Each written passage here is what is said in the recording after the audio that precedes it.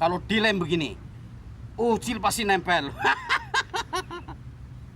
Pagi bos, pagi bos. Pagi. Bos kok galak amat sih. Bos, kebetulan perut saya lagi lapar nih. Mau jaring ikan tapi di mana ya? Di rumahnya Mbak Yul, Son. Kok di rumah Mbak Yuli ya? Memangnya di sana ada ikannya, Bos? Ada, Son. Ikannya ngerti orang? Ikannya siapa? Ucil kancil. Ngerti? Dalam keadaan perut lapar begini kok masih mau menangkap si ucil juga sih, Bos.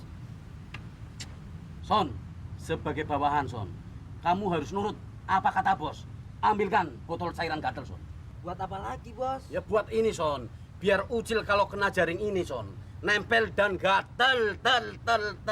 Aduh, tontonnya panjang amat sih, Bos. Son, ngerti ora? Pokoknya kali ini ucil tidak bakalan lolos lagi. Kalau tubuhnya ucil mengecil, hait. Nah, kalau ke kanan, hit. Kalau ke kiri, ke priben nih, Son. Nih, Bos. Aduh, lengket, Bos. Sebelum tambah lengket, Son, cepet, Son. Cari air, Son. Gimana, Son? Cepet, Son. Cepet, Son. Waduh. Ini lengket nih, Bos. Ini. Udah, nurut. Aduh, lengket, Bos nih. Loh, kok berhenti, Bos? Loh, terjun dong langsung. Nah, kalau begini kan beres, Son.